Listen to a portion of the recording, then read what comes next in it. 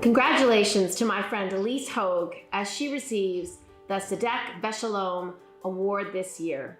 Ilyse is a fierce and committed advocate for justice and peace who has spent her entire career fighting to defend democracy and human rights. Ilyse has always seen her role in the world as someone who brings people together and makes things better, tries to see what the world could be like, not just navigate it the way it is. We were brought up watching my parents contribute and give back to their community and live the Jewish obligation of tikkun olam. My sister has continued to do that on a broad scale. Ilyse is the first one into the fray. She's just taken the mountain and she'll ask questions later. To have somebody lead who says, I don't care what all the other groups think, this is the right thing to do and it needs to be done now, is so essential. When she took the helm as president of NARAL Pro-Choice America in 2013, she led the way on protecting our fundamental rights, even as anti-choice lawmakers worked to limit reproductive freedom across this country. Unfortunately, while our rights have never been more precarious, I know we are in a better position than we ever would have been had it not been for my sister's leadership over the past 8 years. She has been an absolute prophet, whether it was the absolute gunning for women's reproductive rights, whether it was the demolishing of voting rights. Ilyse saw how we got here before any of us saw it, and there are very few people I trust to lead us out more than Ilyse Hogue. For her whole career as a leader in the progressive movement, the thing that Ilyse does so well is she has a vision, and she makes people understand that everything that everyone's doing happens in service of that vision. She has the ability to bring coalitions together, people who might not comfortably work together toward a greater good. She constantly inspires me and those around her and gives us hope that even in these very challenging times, we can make the world a better place. With Ilyse, you're always working on a split screen. You've got the work itself, the plan, the project, the democracy reform, but you also have this dear, cherished friend who shows up time and time again. She also has a deep relationship with Israel and a real concern for its fate. She believes in a democratic Israel that remains safe and secure and understands what we need to do to get there. Her tireless work and dedication to the cause of social justice and human rights have been an inspiration to so many people, and I know she will continue to make us proud and encourage everyone around her to stay the course. I am privileged and honored to be her sister and thrilled to see her receiving this well-deserved award. Mazel tov, Ilyse.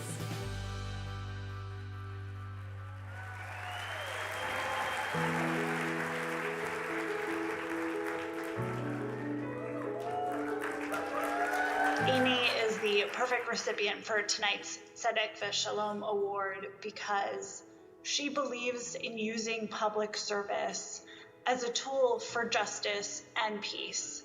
She is the clear-eyed moral leader that this moment needs in pursuing the kind of democracy that we all deserve. You are so deserving of this award this year.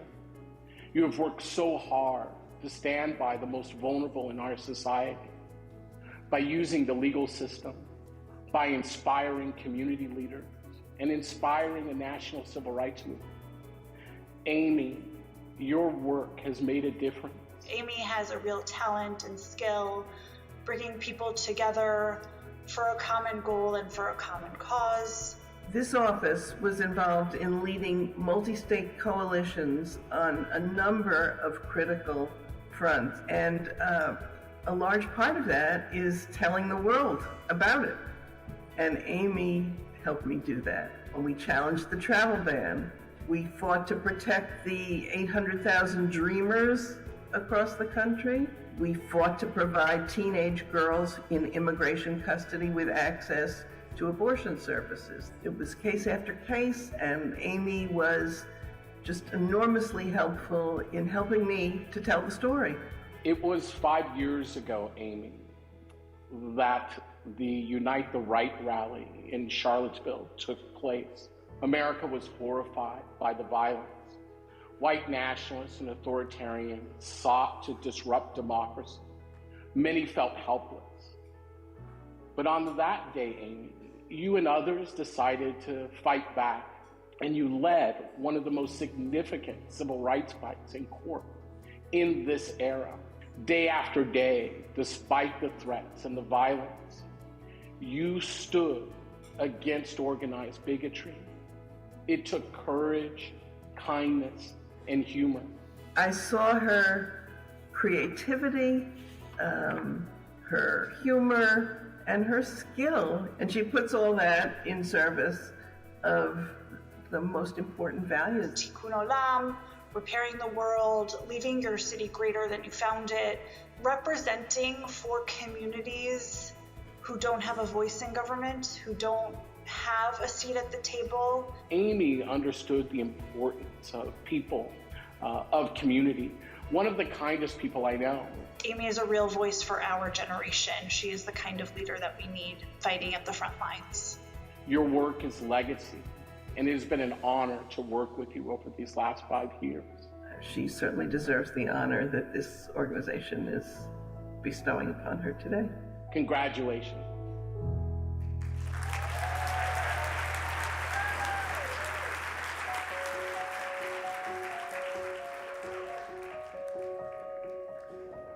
Randi has been fighting for American families pretty much for her whole life.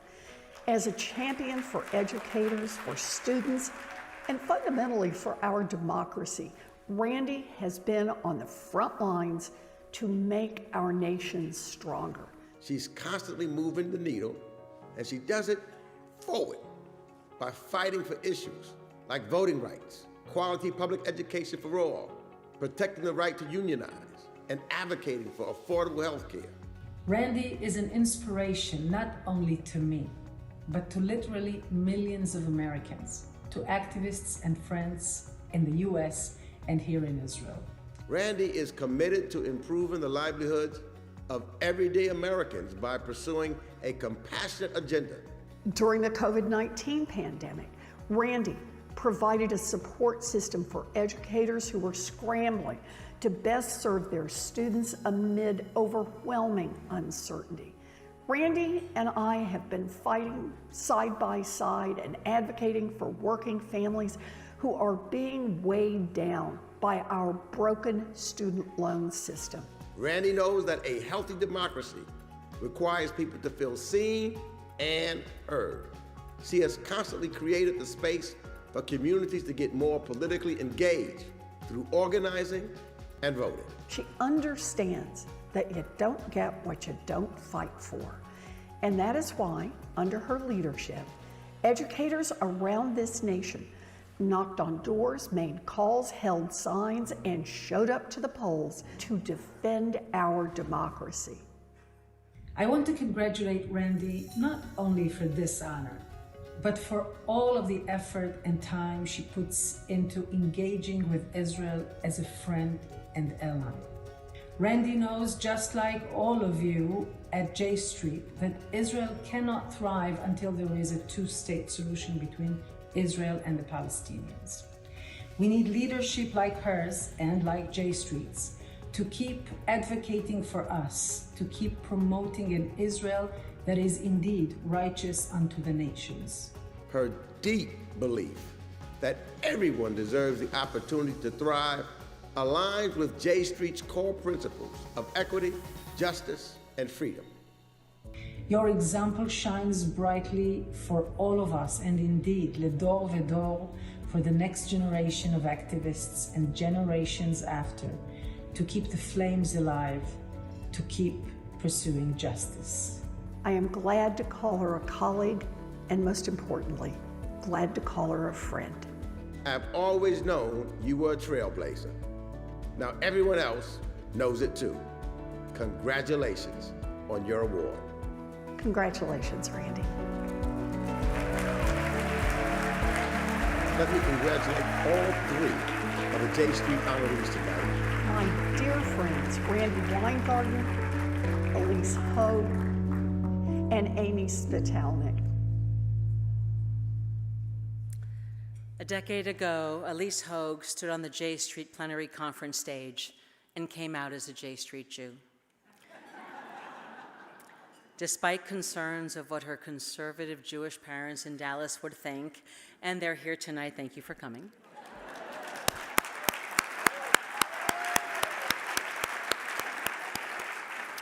She embraced our values and our work and has never stopped fighting the good fights alongside us, whether formerly at MoveOn.org as campaigns director, currently as the president of Purpose, a social impact agency, or previously in her well-known role as president of NARAL Pro-Choice America, where she worked tirelessly to strengthen the reproductive rights movement and develop its grassroots ground game. Ilyse is a champion of the progressive movement and a fierce advocate for justice and coalition building, and we're grateful to always have her in our corner. Ilyse.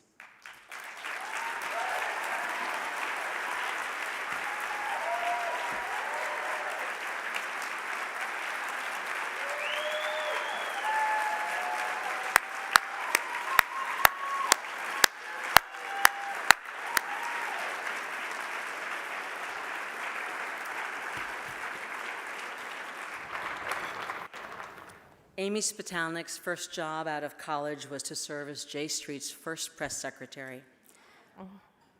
And ever since, she's been amplifying important democratic ideals and changing right-wing narratives, always to much acclaim.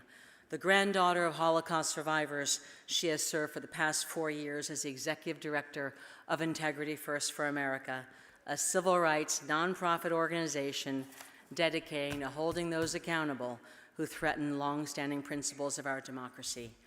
IFA recently won its groundbreaking lawsuit against the neo-Nazis,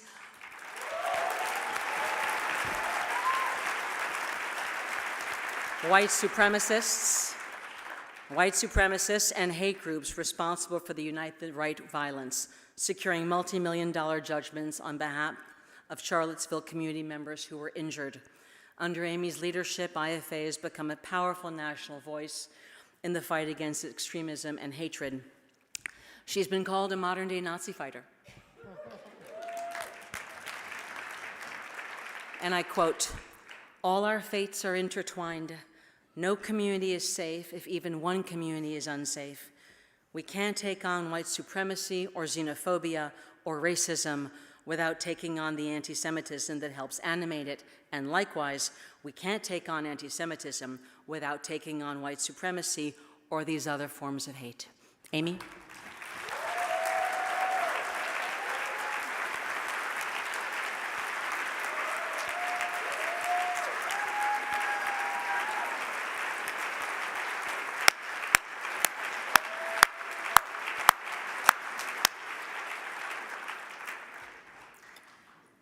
Randi Weingarten is a champion in education and a leading influential voice for equity, democracy, and justice for all. Recently labeled, to much acclaim, the most dangerous person in America by Mike Pompeo,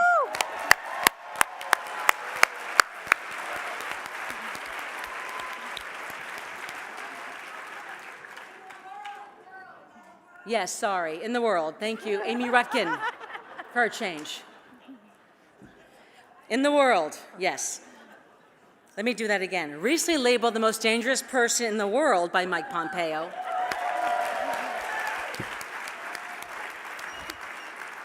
Better, Amy? Good. As president of the 1.7 million member AFT, Randi works tirelessly in the trenches every day to ensure the futures of students across the country, the health of our public schools, and the support of educators and staff. A longtime friend of J Street, Randi, along with her wife, Rabbi Sharon Kleinbaum, has dedicated herself to advancing social justice and promoting Jewish and democratic values, including a commitment to pro-Israel, pro-peace policies, and a more peaceful and just future for both Israelis and Palestinians. Together, they even led a J Street Education Fund trip for American Federation of Teachers Leaders to Israel and the West Bank in 2015. For Randi, teachers have a central role in fighting to preserve and save democracy.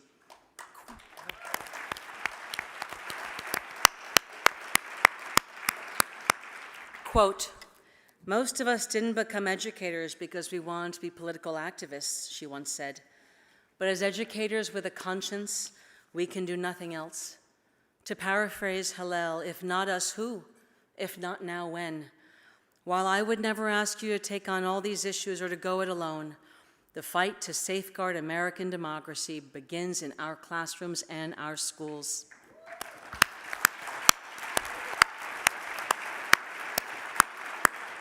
J Street couldn't have a more loyal, steadfast, or strategic friend than Randi. Randi?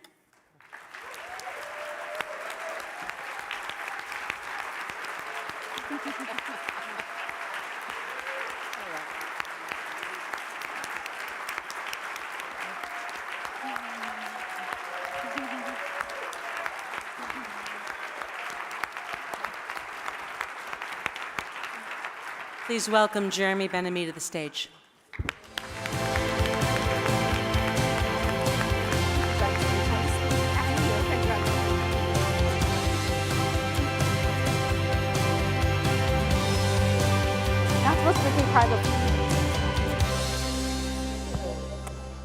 All right.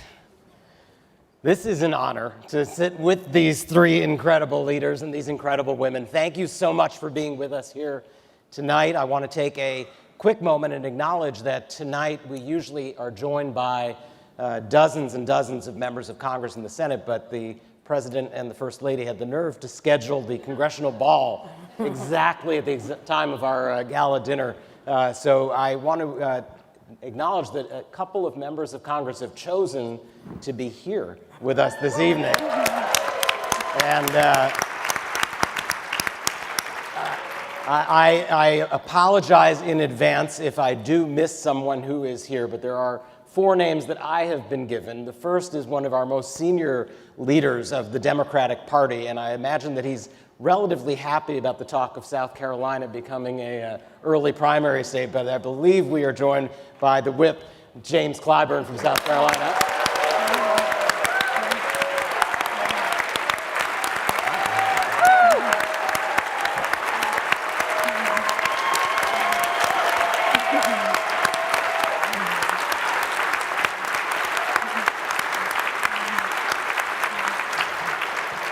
I had the honor of traveling with Mr. Clyburn this summer on one of our Len Hill trips, and so it's just wonderful to see you. Thank you very much for making time. I'm as well honored by my longtime political partner in crime on the Upper West Side of Manhattan and my home member of Congress, who is the chair of the Judiciary Committee, Jerry Nadler.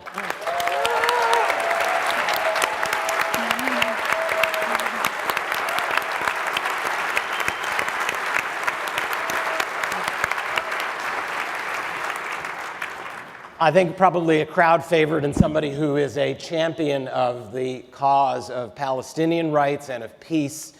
She has led legislation, has led efforts to ensure that Palestinian children are heard and their voices are represented on Capitol Hill. Representative Betty McCollum of Minnesota.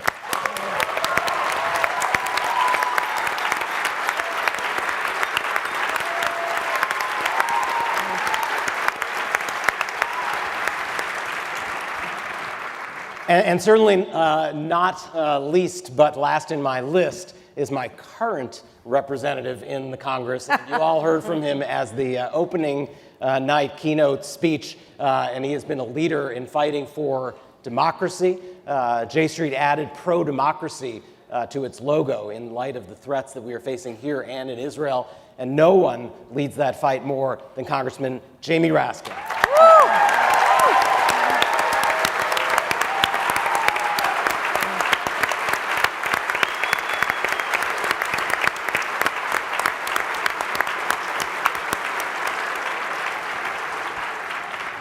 So my apologies to our honorees for stealing a bit of the thunder, but I think it's important to recognize these wonderful leaders. And thank you so much for being a part of the J Street family. You are representing everything that we stand for in terms of values and putting your values into political action. But of all the places where you could be and all the movements that you could be part of, you're here tonight as part of a movement that's related to Israel. And I wanted to start the evening by asking if you could say a word or two from a personal perspective about why Israel. Why is Israel important to you personally? What's the aspect of this from a personal perspective? And so I'm just going to start to my right, but I will, alternate the order so we have a free-flowing conversation. But if I can start with you, Ilyse. Thank you, Jeremy. And let me just say from the beginning, for those of us up on stage, it's deeply uncomfortable to be an honoree, and I don't think any of us would be here if it wasn't for the leadership of Jeremy Ben-Ami and the outstanding work that he has done for many, many years. I am a Texas Jew. We are not like New York Jews. We are different. I was a Jew who grew up in the diaspora, but the deep ranchero diaspora. And we knew we were different. As accepting as America was, and as passing as we were visibly and visually, we knew we were different. The minute we were out for the high holidays, we stood alone in our classes when we were out. And I am also a Jew who, with the exception of our Texas family, our only family left is in Israel. And so from a very, very young age, there was a deep connective tissue between Israel and the Texas Jews. And I went when I was very, very young, but I'm not a professional Jew. None of us up here are professional Jews. Jeremy's a professional Jew. So honestly, the truth is, my connection to Israel is a deeply personal one. It's a familial one. It's a place that I went and partied. It's a place where I had one of my first kisses with my first real boyfriends on the Sea of Galilee, right? That is the way I thought about Israel. But always in the background was the sense, if you were raised in our generation, that we were deeply unsafe if it wasn't for the state of Israel. It was very palpable. There was something unsafe if Israel didn't exist. And that grew more complicated. I became more political. Politics changed, Israel changed, America changed, white supremacy changed. We'll talk more about that. And it just necessitated a more critical view, but it was one that I honestly shied away from. It was too personal. It was too deep. It cut too hard. And the thing that I will say two more things. I know we don't have a lot of time. One is the vocabulary to express the deep love that I have for my own Judaism, for Israel, and for America, and the complexity of the relationship between the two really came through my relationship with J Street. I didn't have it before I had a relationship with J Street. And the other thing I will say is, because I have that deep-seated belief that I am unsafe in the world if it's not for Israel, I see too many similarities between the trajectory of Israel and America. And I've always spoken up for America. I never hesitated to speak up for America. I never hesitated to fight the fights of justice. And I find it increasingly incumbent to actually say, because of my love of Israel, because of my love of being Jewish, because of my interconnected identity, we have to fight for multiracial, pluralistic democracy in both countries with equal freedom.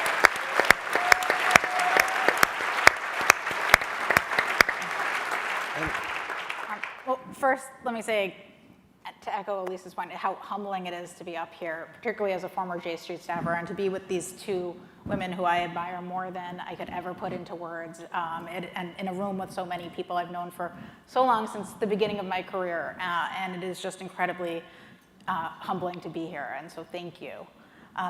I am the granddaughter of Holocaust survivors. I'm the daughter of New York City public school teachers, and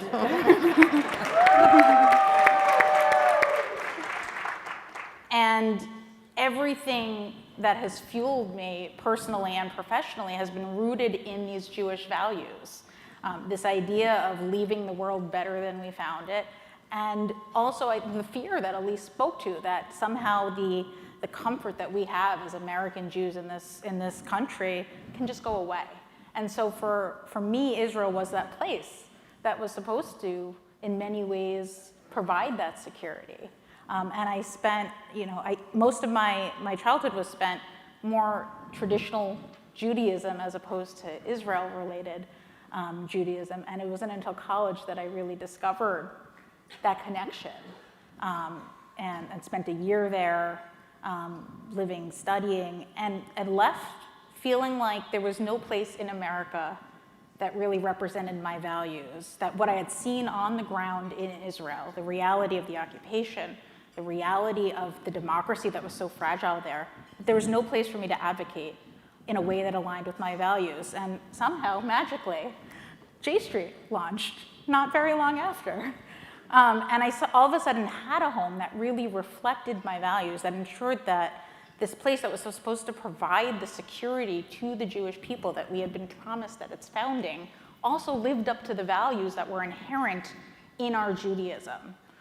And so even though I haven't worked on Israel as a professional Jew for quite some time now, it's impossible not to understand it in the context of this broader fight for our values, for our democracy, for the progressivism that I think everyone in this room holds dear.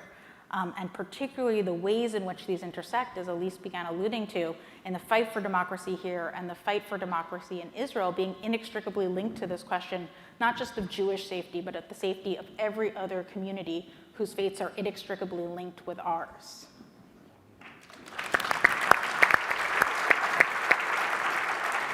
So, I'm not normally speechless, but these two ladies and Jeremy, it is pretty remarkable to be on the stage with the two of you. And what Jeremy did, just to out him for a little while, he actually told each of us that we would get to have a conversation with each other if we were honorees tonight. Think about who these two are and how we are all connected in terms of J Street and how J Street has helped us kind of navigate our own issues and the complexity in terms of Israel. Now, look, I am married to a professional Jew. I am not a professional Jew, but my wife is Rabbi Sharon Kleinbaum. Stand up for a second, Sharon. I know, she's gonna kill me for this. But I say that because, and we're at a table with several rabbis and several folks who are fighting this fight every single day and understand the complexity. Israeli Jews and Palestinians, and there are many in this room. I started, like many of the students who are here, and I want to just say thank you to the students who are here. You give us inspiration. I may be a New York Jew, but I grew up 30 minutes, 40 minutes outside of New York City, and there were often, just like you, Ilyse, eggs thrown at our house. We were the only people who were out for Sukkot or Simchas Torah or Passover. And we had to fight those fights. And my parents, because of wanting us to have a safe Jewish environment, pushed us to go to Camp Ramah. That created a completely different view of Israel, frankly, than I have today. But it was stories later, but it was this sense, and in some ways, in the Abe Foxman quote, you saw that too, this idealism about the 1948 state, and you could have a Jewish state and a democracy who believed in all people. And I so wanted to believe that in so much. I wanted to plant those trees for JNF, and I wanted to do all of that. And I think it was both, first, I was supposed to be in Israel right over the Yom Kippur War, and I was going with my grandmother, and you saw then that war and you saw over the course of time the complexities of what happened.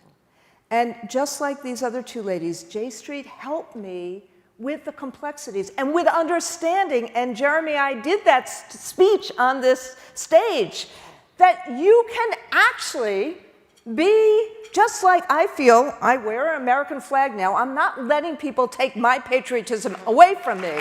You can be a fighter for democracy, a fighter for justice, a fighter for public education, and criticize the government of the United States. And we can do the same thing in terms of Israel and still be pro-Israel. And that's what I feel that home in terms of J Street.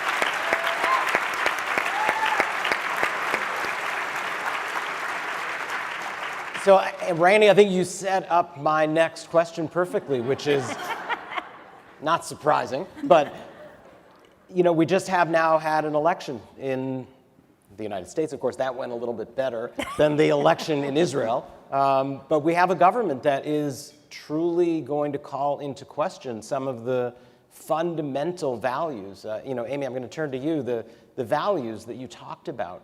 How do you wrestle with the term pro-Israel? J Street is a pro-Israel organization. How do you wrestle with that in terms of the values now that this new government is likely to put into place? And where do you find your space on the term pro-Israel? Well, in many ways, I think it speaks to what you mentioned briefly earlier, which is J Street has also now added the term not just pro-peace, but pro-democracy to its slogan. And you can't be pro-Israel without being pro-democracy, right? And so Israel as we know it won't exist if we are not pro-democracy, if we're not pro-peace. And so to be pro-Israel, to live up to the hope for Israel that my grandparents had, that their family had, that their entire generation had, means to fight for these values, as Randi said, not just here as American Jews, but when it comes to Israel. And to understand, I think particularly as American Jews, how Israel is so often weaponized in the fight for democracy, the idea of Israel, this idea of conflating Israel with the Jewish people, and the ways in which, particularly right now at a moment of far-right extremism and authoritarianism, we're seeing politicians here and there in certain ways weaponize the hope that we all have for this country in an attempt to undermine the values that all of us in this room hold so dear. And so for me, to be pro-Israel means to stand up for those values, and there is no difference. There are many people who will tell you that's not the case. There are many people who will tell you that you are a self-hating Jew, or any of the other horrific terms that they use when you are advocating for the fundamentally progressive values that we believe Israel and the United States should live up to. But there is no choice if we want to see a future that's safe for Jews and others here and there.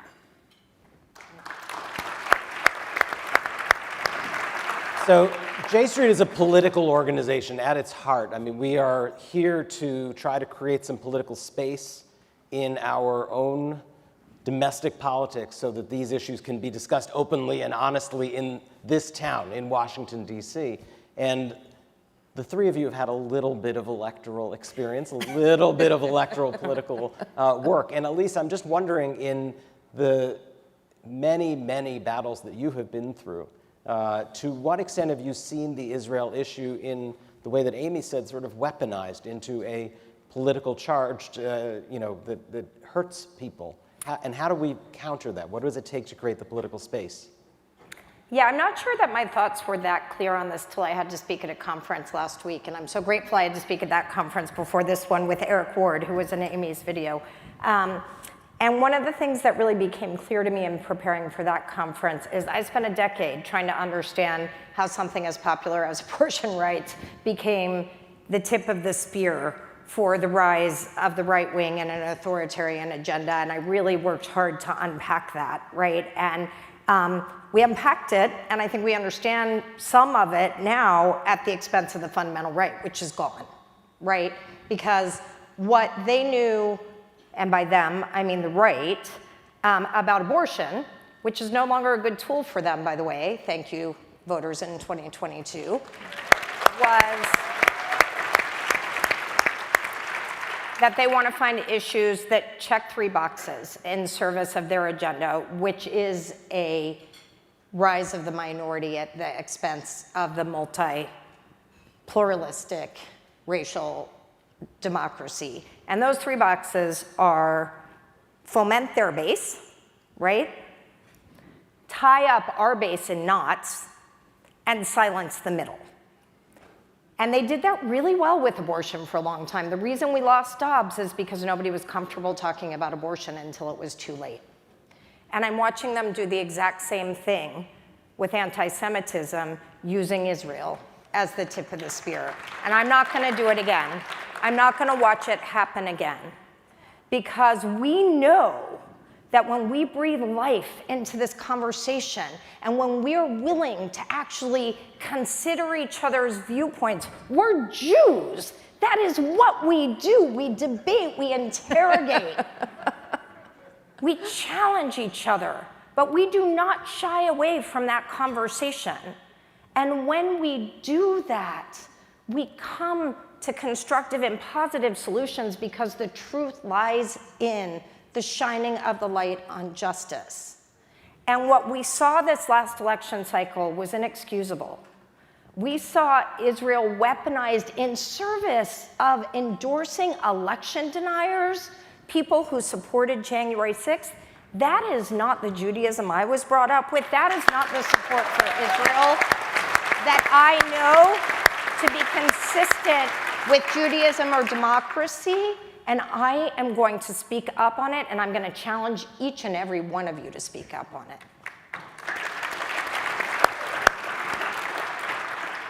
Randi, another challenge that we face in trying to navigate the waters on Israel in politics here is the challenge of how do we explain to folks on our left what is good and what is right over there when there's so much that is obviously against these values that's either happening or now threatened. You've really been a leader in thinking this through in the labor movement, in your own union. I wonder if you could share a few thoughts about the things you've done to try to help to build bridges that explain the good things over there that are happening. So let me actually start from just being a school teacher. I'm not going to do a lesson plan, I promise. But there's a whole bunch of teachers here and a whole bunch of trade unions here, and I'm really honored that they are here. But there are 2 lessons that any teacher really learns. It's not what's said, it's what's heard. And you meet people where they are. And that's an engagement strategy. And every teacher does that every day. And frankly, you don't really get to decide that you want a class of all the people who are like you. They come from all sorts of different places and have all sorts of different views and issues. And you have to learn how to engage and how to create trust without totally agreeing with each other on things. Particularly kids. And what Ilyse just said about what happens in America is that the right has completely weaponized everything, so there is no discussion. And people feel bullied, and people don't want to engage. And the left starts feeling like, well, the only thing we can do is opt out or protest. And any of us who've had these kind of meetings where they're screaming and yelling and no one's talking to each other and there's nothing, it's because there's no trust. And what we've tried to do, and we've had to do it in terms of all these education issues with the freaking, I didn't curse, culture wars. $50 million against trans kids in this last election? The weaponizing of all of this? So I could go off on that and how rotten that is, but we have to engage. And so what we try to do is we have worked with Hand in Hand. We have worked with the Palestinian teachers, kindergarten teachers union. We just sent a group of people to the Palestinian territories to see our higher ed colleagues in Palestine. Every time, or virtually every time Sharon and I go, or when I went with you, Jeremy, we spend time with the Palestinian Authority and with the unions in Palestine as well as the unions in Israel. And there are many times that I disagree with virtually everything both sides are saying. But you create the trust by engagement. And the one thing I would say just to end is, I think, and I know you had Noah Satat here yesterday with Akri and other places, and we have the parent circle, and we have breaking silence here. My plea is we need to help and support those who are in Israel and the occupied territories every day, because they are the front line. And we need to help them and we need to support them, but we need to listen to what they are saying, and we need to engage, and we need to bring that back to the left in America, to engage, to help get to the values we believe in.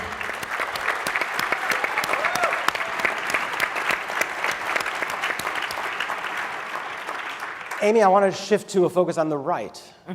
You've just spent your last few years on the Charlottesville case and taking on white nationalists suing Nazis. We all are deeply grateful to you for that. The strategies that are out there for fighting anti-Semitism, sometimes they're very particularist, and our community, God bless us, sometimes can become a little bit focused on ourselves. You've sort of seen how the fight against anti-Semitism relates so deeply to the other fights that are happening in other communities. I wanted to get you to throw in some thoughts about how we deal with those challenges from the right. Well, I think we can all agree that what's happening now is not working, because we've seen a record level of anti-Semitism in the last few months alone that should shock all of us, right? And it's not just about Kanye West, it's not just about Irving, it's not just about Nick Fuentes. It's about the fact that we are now at a moment where the right in America has so holistically normalized anti-Semitism and white supremacy in a way that it's now the campaign speeches, the campaign ads, the fundamental rhetoric that's at the core of many right-wing politicians and leaders in this country. And so when we talk about holding anti-Semitism accountable, I think as a community we oftentimes miss the forest for the trees, because we are talking about Kanye West so much that we've lost sight of the fact that one of the two major political parties in the United States has wholly embraced this hatred at the core of their platform. And so that requires all of us to approach this, I think, in a way slightly different than we have for the last few years. There's no both sides here at a certain point, right? We can disagree with pro-Palestinian students on college campuses. We can disagree with parts of the left. I don't support BDS. But there is no comparison to neo-Nazis who are marching on our streets, chanting "Jews will not replace us," and attacking people in our synagogues. And so when we think about how we actually address this, it requires us to be realistic about the moment, to understand the threat as it exists, as opposed to how I think we are told it exists by so many of our institutions, and to tackle that threat directly, however we can, through accountability, as our lawsuit brought, but also through political mechanism, through preventative measures, through every possible tool we have. Because what we're talking about here, again, isn't just a threat to the Jewish community, it's a threat to every single other community in this country whose fate is inextricably linked with ours: the Black community, the Muslim community, the Latinx community, the LGBTQ community. And at the core of the hate that we're seeing targeting those communities, including so much of the anti-trans rhetoric we've seen in recent weeks and months, is the fundamental white supremacy and white nationalism that is animated by anti-Semitism, and that makes crystal clear we can't take on one form of hate without taking on all of them. And it requires us to do that without trying to both sides this, because our very safety and our very democracy is at stake.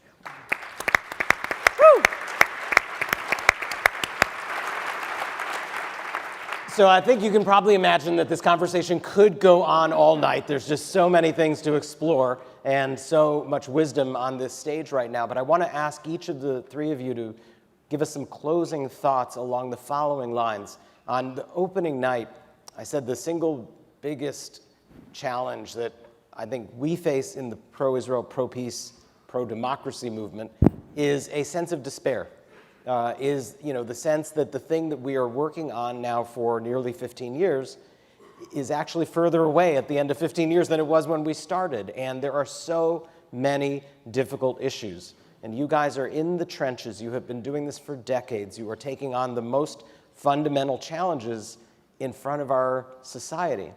So what is your message to a room full of eternal optimists who need their batteries recharged and who need to understand where the long game and that we're in the long game and that we're not giving up? So I'd like you to give some closing thoughts about the importance of sticking to these incredible fights that we're in. Okay, so weirdly, this is my new passion, which those at my table have heard me talk about endlessly. So doomism is a thing, right? It really is. It's a phenomenon that makes us feel like all of our efforts are for naught, and therefore, why not just disengage? Some people go nihilistic, some people go extremist. Just, it's not worth it, right? Like, we cannot win. It is not a thing agnostically. It is a thing that is peddled by the right, because if you don't have enough people to win your fight, what do you have to do?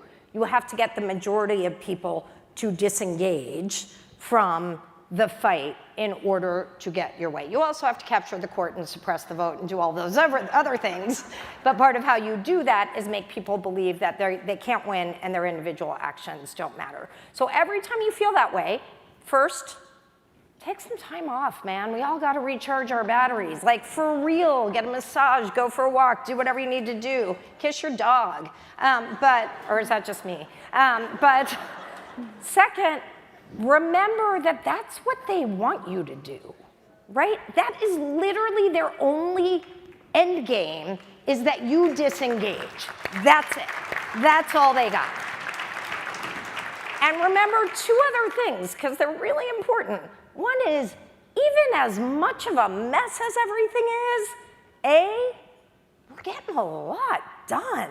We had a really banner couple years. We passed a lot of really good stuff. We won a lot of really good elections, and we're having conversations we've never had before. And the other thing is, I'm going to channel my friend Brina in the front row, the right is a total shit show right now. And as big a mess as we think we are, they are really a giant mess. Stay engaged, keep the faith, keep having the conversations.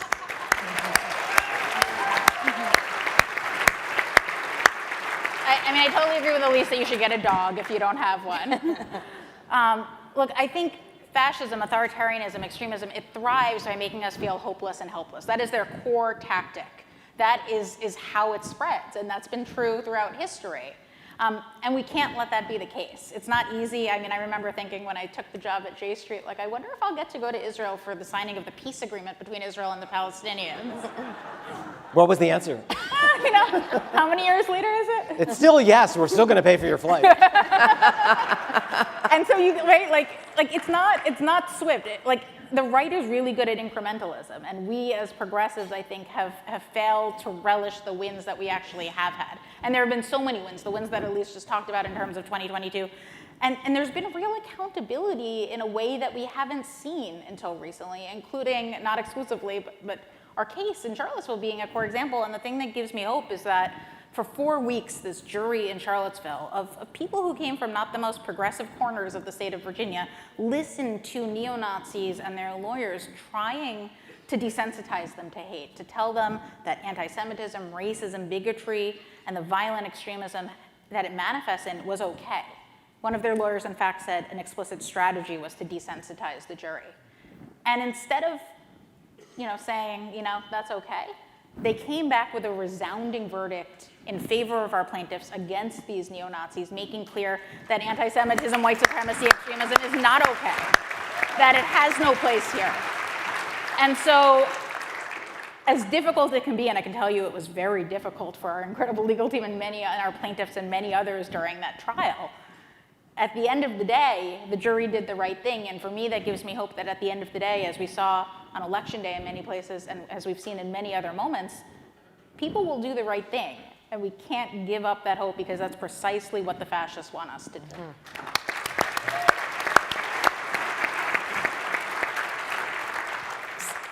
So I can say again, ditto, ditto. But I want to say two things. One, I want to borrow something that Sharon often says, which is that joy, and this is what Ilyse just said, joy is an act of spiritual and political resistance. And if you need some joy, come with us to the Gay Pride Parade next June in New York City and dance down the streets. But we have to have some joy and some fun in our lives as we fight these fights, because we really are a community. And I think that's part of what J Street has done. I mean, I can say despair is not an option, but these amazing advocates have said all that. I want to take us back for a second to 2008 and 2010 and to the Janus decision. 2010, Scott Walker became the governor of Wisconsin. In a minute, we lost. In a minute, literally, we lost every single labor right we had. In a minute. And then in so many other states, because we did not win the argument about the recession quickly enough.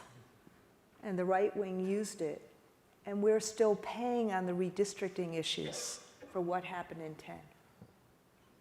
And now, fast forward to 2020, there is the most pro-union president in the United States of America. Despair is not an option. That would not have happened if we didn't put our big boy pants on and fight.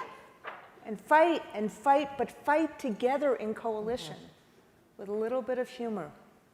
And I remember saying this to my NYSED friends who are back there. When the Janus case happened, and Lee Saunders and I are very close, the head of AFSCME and I, we knew we were losing that case. And we knew what the right wing was trying to do. This whole issue about the fund, they wanted to defund unions. Why? Because what do unions do? It's power to workers to lift up their lives. They want to have this fight of worker versus worker, of people against workers not having the power. And they wanted to take every single ability of us to raise funds to actually do what unions do, public sector unions do. And the next day after we lost, we saw emails that if we had put them out, we would have been in big trouble. All of a sudden, virtually every one of our members across the country got an email from the right wing saying, oh, you want to get a raise? Get out of your union. And no one dropped. And that's because people got and get that together you can accomplish what's impossible alone. And people here get that. We have to create a sense of possibility and future. And that's why despair is not an option. Please join me in thanking these three incredible women, these incredible leaders in our community. Thank you to them. Thank you to all of you who've been here this evening with us. And part of the joy